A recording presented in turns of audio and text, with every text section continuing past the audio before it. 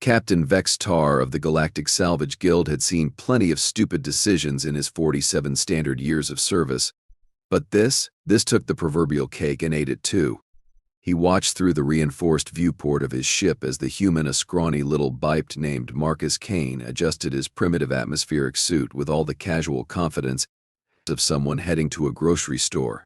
Not the most dangerous wreck in known space. Human, Vex'tar called through the comm system, his four mandibles clicking with barely contained exasperation.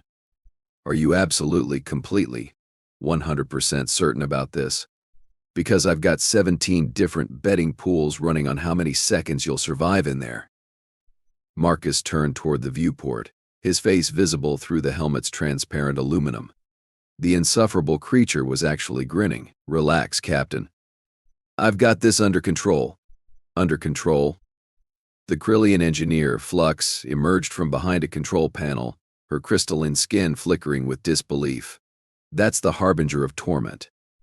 The ship that killed 3,000 of our best salvage teams, the vessel so cursed that even the death-worshipping Necrid refused to go near it. Marcus shrugged, a gesture that somehow managed to convey supreme indifference to imminent doom. Yeah, I read the reports. Sounds like a fun Tuesday. Vex'tar's eye stalk swiveled to focus on his crew. Lieutenant Brix, his Valerian communications officer, was frantically updating the ship's insurance policies. Chief Torvin, the grizzled Zephyrian weapons specialist, was openly weeping green tears while polishing his ceremonial goodbye knife. Even the ship's AI, Oracle, had begun playing what could only be described as funeral dirges through the ventilation system. Listen carefully, Marcus Kane of Earth, Vex'tar said, leaning forward until his snout nearly touched the comm pickup. That ship has been drifting in the Phantom Nebula for 300 years. Every scan we've attempted has been inconclusive. The energy readings are off the charts. The hull appears to be shifting between dimensions, and according to our xenobiologist, there are signs of life forms that shouldn't exist. Correction, interjected Dr. Yillith, the ship's resident expert on things that wanted to kill everyone. Her tentacles writhed nervously as she consulted her datapad. The life forms don't just shouldn't exist, they mathematically cannot exist. Yet they do, and they're very, very hungry. Marcus checked his equipment one final time, testing the magnetic clamps on his boots and ensuring his plasma cutter was properly charged. You know what your problem is? You guys think too much. Sometimes you just have to walk in and see what happens. Flux shrieked, her voice hitting frequencies that made the bridge windows vibrate. The last team that saw what happened sent back a 30-second transmission of nothing but screaming. And then the screaming stopped. And then, something else started screaming that sounded exactly like them. The human paused in his preparations, finally showing what Vex'tar hoped might be a flicker of common sense. For a moment, the captain dared to believe that this particular member of humanity's notoriously reckless species might actually reconsider. Marcus tilted his head thoughtfully. Did anyone try talking to whatever was doing the screaming? Every being on the bridge fell silent. Vex'tar felt his stomach drop through several dimensions simultaneously. You want to have a conversation with the unknowable horror that consumed our colleagues? Dr. Yillith asked weakly. Why not? Maybe it's just lonely. Maybe it's trying to communicate. Maybe it's got some interesting stories to tell. Marcus activated his suit's propulsion system, the tiny thrusters humming to life. Besides, what's the worst that could happen? Lieutenant Brix immediately began updating his will. The Harbinger of Torment hung before them like a twisted mockery of starship design. Its hull seemed to shift and flow, defying the basic laws of physics that kept the rest of the universe from falling apart. Strange lights pulsed beneath its surface, following patterns that hurt to look at directly. The ship was enormous, easily 10 times the size of their salvage vessel, and covered in what appeared to be architectural features from a dozen different species, as if something had been collecting and integrating the ships it encountered. The docking bays are fluid, Oracle announced in its maddeningly calm voice. I am detecting 17 separate access points, but they appear to be moving. Also, I feel compelled to mention that my logic circuits are experiencing what humans might call existential dread just from scanning this vessel. Pick one that looks friendly, Marcus said, already moving toward the airlock. Friendly? Vex'tar sputtered. It's a nightmare ship that exists partially outside of reality. None of it looks friendly. That one there, Marcus pointed toward what might have been a docking bay, if docking bays typically writhed like living tissue and glowed with an inner fire. It's got character. As Marcus sealed himself into the escape pod they'd modified for the approach, Vex'tar activated the ship-wide comm. Attention crew. The human is about to attempt entry into the Harbinger of Torment. I want all sensors focused on his position. If something goes wrong, we are to immediately retreat to minimum safe distance and report back to Guild headquarters. And if something goes really wrong? Torvin asked. His grip white-knuckled on his weapons console. Then we retreat to maximum safe distance and pretend we were never here. The escape pod detached from their ship with a soft thunk, its tiny engines pushing Marcus toward the impossible vessel. The comm crackled to life as he began his approach. This is Marcus Kane, beginning final approach to target. I have to say, this thing is even weirder up close. The hull is definitely moving. It's like it's breathing, and I'm pretty sure it just winked at me. Ships don't wink, human. Flux called out. This one does. Oh, and there's definitely something watching me from those windows, multiple somethings. They seem curious. Dr. Yillith's tentacles knotted themselves in patterns that indicated severe psychological distress. Curious is not a word I want to hear associated with unknowable cosmic horrors. Relax, Doc. I'm sure they're perfectly reasonable unknowable cosmic horrors. The pod approached the writhing docking bay, which seemed to dilate open like some sort of organic sphincter. Vex'tar had to admit, despite every instinct screaming at him to flee, he was fascinated. No one had ever gotten this close to the Harbinger and lived to describe the experience. Okay, I'm entering the docking bay now, Marcus reported. It's surprisingly well lit in here and clean. Really clean. Like hospital clean. There's something that might be atmosphere, but I'm keeping my suit sealed just in case. Oh, and there's a welcoming committee. The comm went silent for several seconds. Then, Marcus? Marcus? Report your status immediately. Vex'tar barked. Sorry, I was waving. They waved back. I think they want me to follow them. There are 3 of them, and they look like, well, imagine if someone took a squid, a spider, and a geometry textbook and threw them in a blender, but in a good way. There is no good way for that combination. Torvin protested. You'd be surprised. They seem friendly enough. One of them is holding what I think is a sign. It says, "Let me see, welcome Flesh Walker. Please follow for orientation and complimentary refreshments." Vex'tar's eye stalks drooped in defeat. Marcus, please tell me you're not going to follow the nightmare creatures to their orientation meeting. Why wouldn't I? They're being polite. It would be rude to refuse. The pod's sensors showed Marcus exiting his craft and following 3 shambling impossibilities deeper into the ship. His vitals remained stable, his suit's atmospheric readings showed no dangerous contamination, and most surprisingly, his heart rate was actually decreasing. The human was becoming more relaxed as he ventured into what should have been certain death. This is incredible.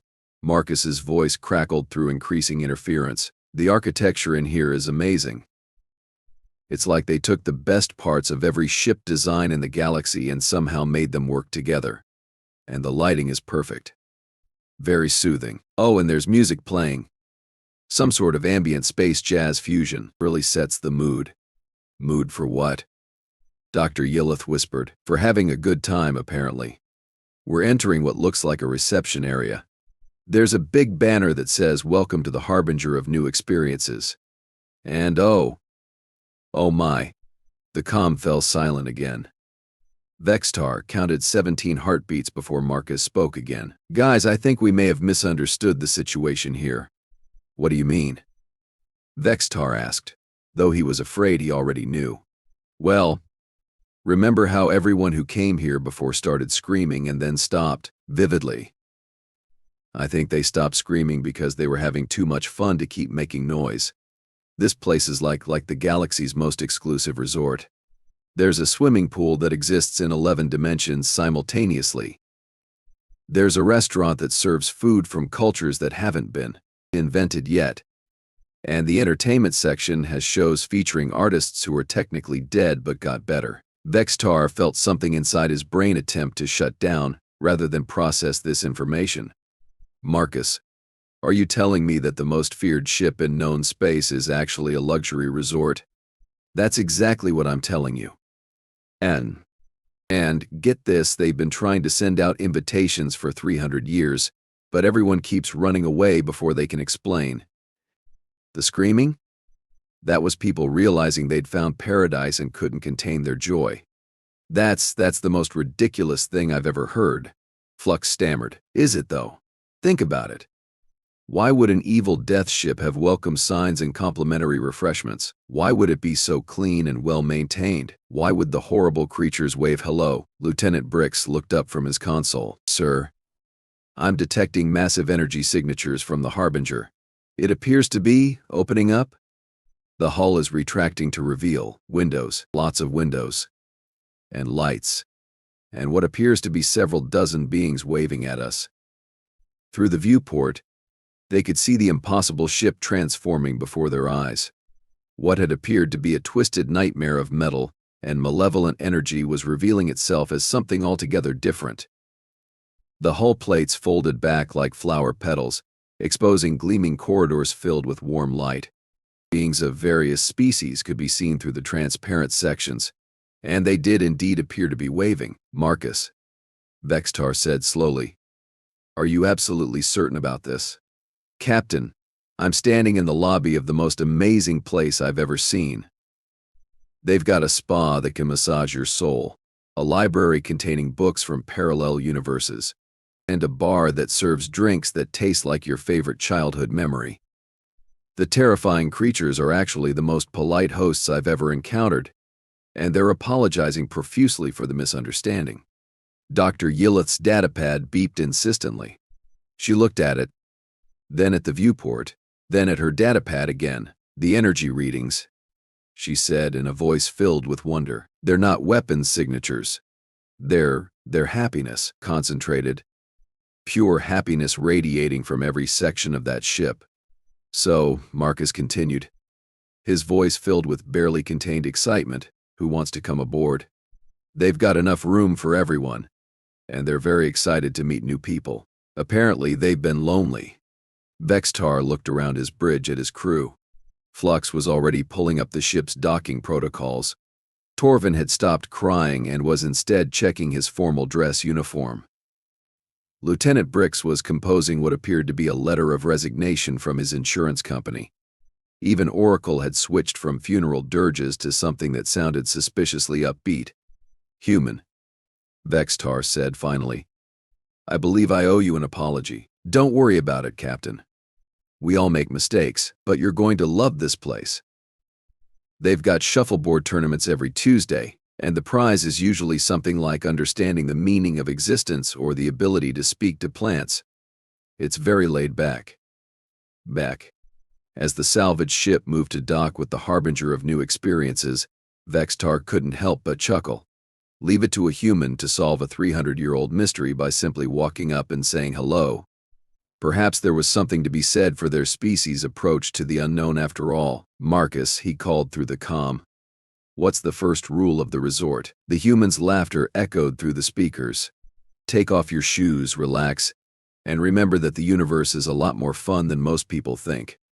And for the first time in his career, Captain Vex'tar found himself actually looking forward to shore leave.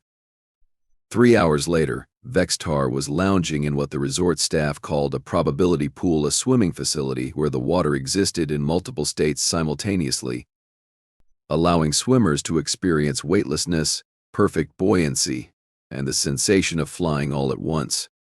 His usual anxiety about first contact situations had evaporated somewhere between the welcome cocktail that tasted like starlight and the massage chair that had somehow untangled knots in muscles he didn't know he possessed. This is Agent Krix of Galactic Intelligence, requesting immediate status update on Operation Nightmare Retrieval. The emergency comm transmission crackled through the resort's sound system, causing several guests to look up from their interdimensional chess games with mild annoyance. Vex'tar reluctantly pulled himself from the probability pool, water that may or may not have been wet dripping from his carapace. "Captain Vex'tar here, Agent Krix. I'm afraid there's been a slight change of plans," explained Captain. "Our long-range sensors show your ship docked with the target vessel. Have you secured the weapon?" Vex'tar glanced around the resort lobby, where Dr. Yillith was engaged in what appeared to be a philosophical debate with a sentient cloud of gas about the nature of existence, while Flux had discovered a karaoke machine that could auto-tune her voice across 17 different dimensions. Lieutenant Brix was teaching a group of former victims how to play poker, and Torvin was getting his carapace polished by creatures that looked like living jewelry.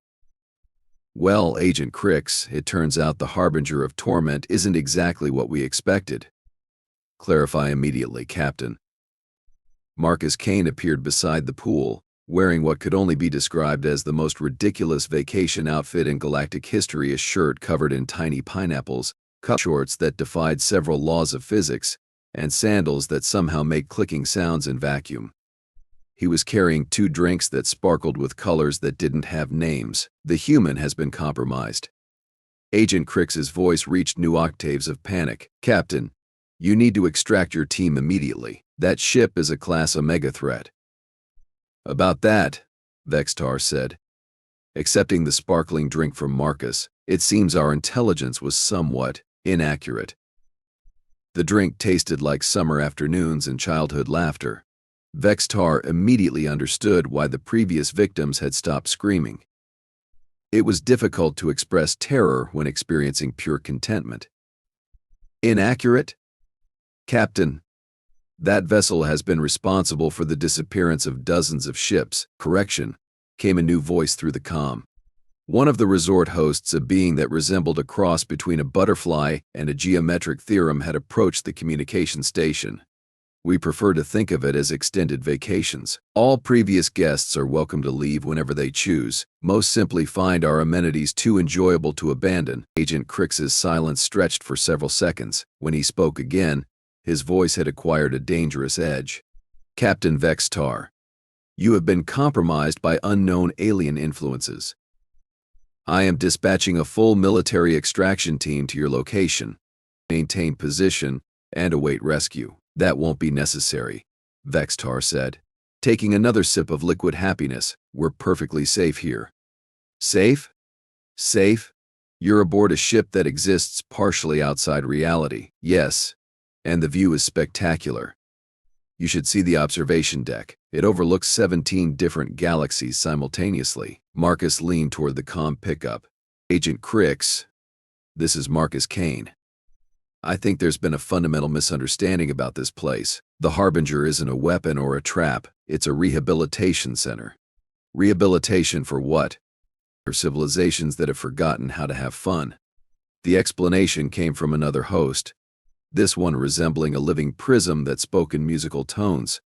"Your species, like many others, have become so focused on survival, competition, and conflict that you've lost touch with joy, wonder, and simple pleasure.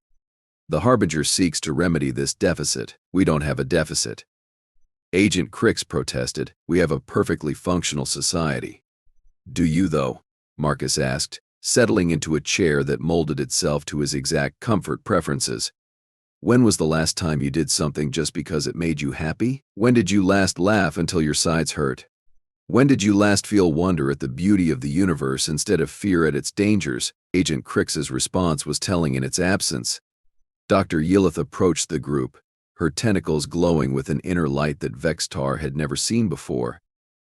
"Captain, I've been speaking with the resort's chief happiness officer. This facility has been operating for over 12,000 years. It appears when civilizations reach a critical point of existential exhaustion." "Existential exhaustion?" Agent Krix's voice cracked slightly. "The point at which a species becomes so focused on problems that they forget solutions exist, the prism being explained. When survival becomes the only goal, rather than thriving when fear overshadows curiosity. Flux approached, still glowing from her karaoke experience. Agent Krix, I just sang a duet with a sentient supernova. Do you know how long it's been since I felt that kind of pure joy? I'd forgotten it was even possible. This is clearly some form of advanced mind control, Agent Krix declared, though his voice lacked conviction. Is it? Marcus asked. Or is this what it feels like to be genuinely happy? To exist without constant stress and worry? To remember that the universe can be beautiful instead of just dangerous? Vex'tar found himself nodding. For the first time in decades, his chronic back pain had vanished. His anxiety about crew evaluations, fuel costs, and salvage quotas had simply evaporated. He felt like himself again. But a version of himself he'd forgotten existed. Agent Krix, he said into the comm, I'm going to ask you a question, and I want you to answer honestly. When was the last time you took a vacation? Vacations are for species without galactic security responsibilities. That's not an answer. When was the last time you did something purely for enjoyment? Another pause. I enjoy my work. That's not the same thing. When did you last watch a sunset just because it was beautiful? When did you last have a conversation that wasn't about threats, missions, or problems? The silence stretched longer this time. Lieutenant Brix looked up from his poker game, where he was apparently teaching the concept of bluffing to beings who communicated through scent. Sir, I've been thinking. Maybe the reason every civilization sees this place as a threat is because we've all forgotten what peace looks like. Explain, Lieutenant. Well, we spend so much time preparing for war, scanning for dangers, building defenses against the unknown, that when we encounter something genuinely benevolent, we can't recognize it. We see kindness as manipulation, generosity as a trap, and happiness as mind control. Marcus raised his sparkling drink in a toast to Lieutenant Brix for hitting the nail on the head. The resort around them hummed with contentment. Beings from dozens of species were engaged in activities that had nothing to do with survival, profit, or competition.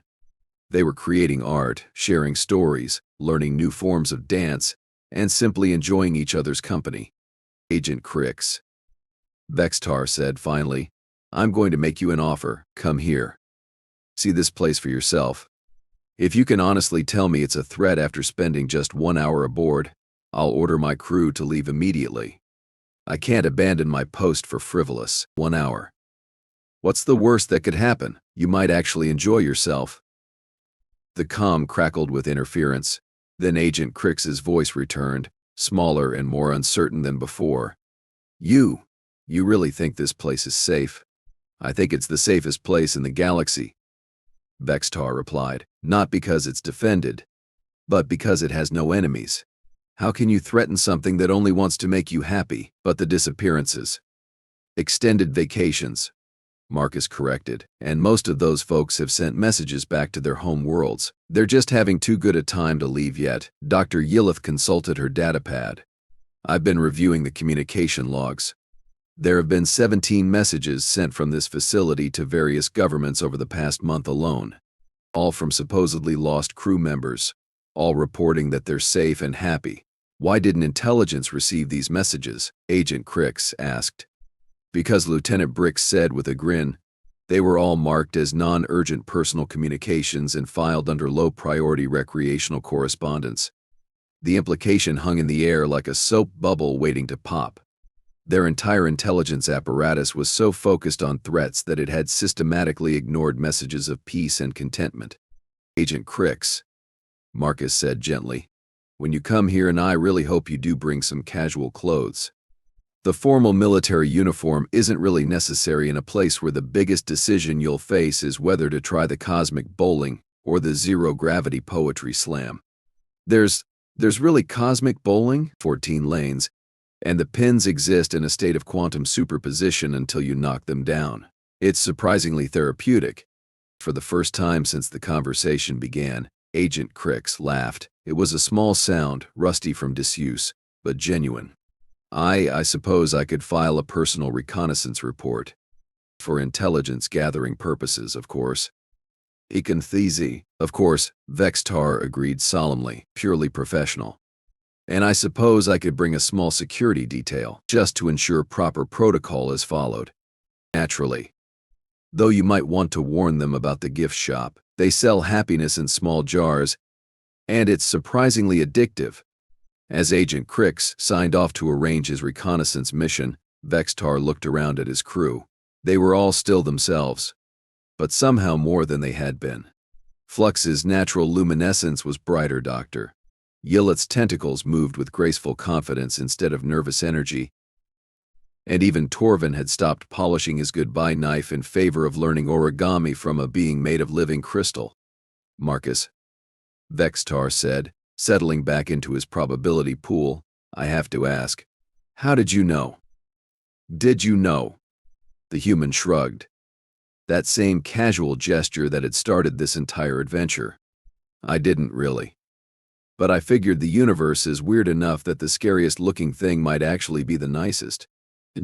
Sometimes the best way to handle the unknown is to walk up and introduce yourself. And if you'd been wrong, Marcus grinned, raising his impossible drink toward the stars visible through the resort's transparent dome, then I'd have had a really interesting last few minutes. As the Harbinger of new experiences continued its gentle drift through the cosmos, its passengers settled in for what might be the first genuine vacation any of them had experienced in years, and somewhere in the resort's vast databanks, a new entry was recorded, species human. Recommendation: excellent ambassadors for intergalactic happiness initiatives. Side effects: may cause extreme optimism in other species. Approach with caution and comfortable shoes. The universe, it turned out, was indeed more fun than most people thought.